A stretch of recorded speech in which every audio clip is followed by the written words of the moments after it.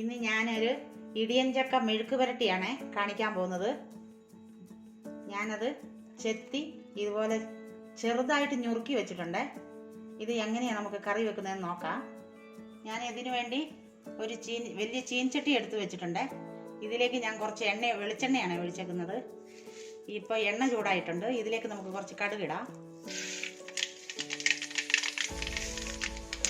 കടുക് പൊട്ടി നമുക്ക് കുറച്ച് ചുവന്നുള്ളി അരിഞ്ഞ് വെച്ചിട്ടുണ്ട്. ഇത് ഇതിലേക്ക് ഇടുവാണ്. കുറച്ച് തേങ്ങ കൊത്തി വെച്ചിട്ടുണ്ട്. തേങ്ങ കൊത്തി ഇടുവാണ്. ഒരു 4 പച്ചമുളക് ഞാൻ അരിഞ്ഞ് വെച്ചിട്ടുണ്ട്, നടുവെ പൊളന്ന് അതിട്ടു. ഒരു 10 അല്ലി വെളുത്തുള്ളി, ഒരു ചെറിയ കഷ്ണം ഇഞ്ചി അരിഞ്ഞത്, ഇതെല്ലാം കൂടെ നമുക്കിട്ടൊന്ന് വഴറ്റിയെടുക്കാം. ഇതിലേക്ക് 2 തണ്ട് കരിയാപ്പില ഇടുവാണ്. ഇത് മൂത്ത് വന്നിട്ടുണ്ട്. ഇതിലേക്ക് നമുക്ക് മസാലപ്പൊടി ചേർക്കാം. ഒരു 2 ടീസ്പൂണ് മല്ലിപ്പൊടി, 1 ടീസ്പൂണ് കാശ്മീരി മുളക് പൊടി, 1 സ്പൂണ് കുരുമുളക് പൊടി, 1 ടീസ്പൂണ് ഗരം മസാലപ്പൊടി, 1/4 സ്പൂണ് മഞ്ഞൾപ്പൊടി, 1 സ്പൂണ് പെരിഞ്ജീരകം പൊടിയാണ്. ഇതിൻ്റെ പച്ചമണം പോകുന്നിടം വരെ നമുക്കൊന്ന് ഇളക്കി മൂപ്പിച്ചെടുക്കാം. മസാലയെല്ലാം മൂത്ത് വന്നിട്ടുണ്ട്. നമ്മൾ ഇതിലേക്ക് നമ്മൾ അരിഞ്ഞു വെച്ച ഇടിയൻ ചക്ക ഇടുവാണ്.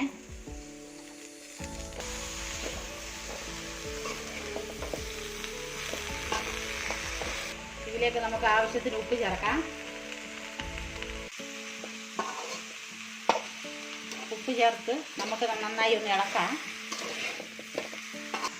ഇനി നമുക്ക് ഇതെല്ലാം കൂടെ ഒന്ന് തട്ടിപ്പൊത്തി വെച്ച് കൊടുക്കാം. എന്നിട്ട് കുറച്ച് വെള്ളം, ഒരു 1/2 ഗ്ലാസ് വെള്ളം നമുക്ക് ഇതിലൊഴിക്കാം. ഇത് ചെറിയ തീയിലിരുന്ന് വേകണേ. നമുക്ക് ഇതൊന്ന് തുറന്ന് നമുക്ക് നോക്കാവേ. തുറക്കുമ്പോൾ നല്ല ഇറച്ചിക്കറിയുടെ മണമാണ്. നമുക്കൊന്ന് ഇളക്കിയിടാം.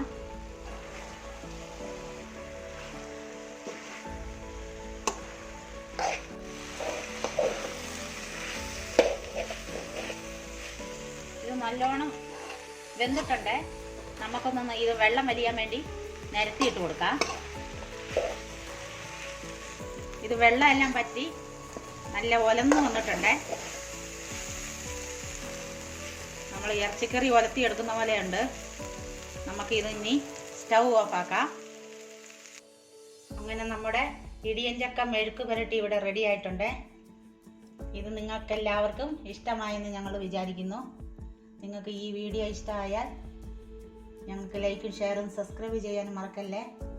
ഇനി അടുത്ത വീഡിയോയിലൂടെ നമുക്ക് കാണാം. Thank you.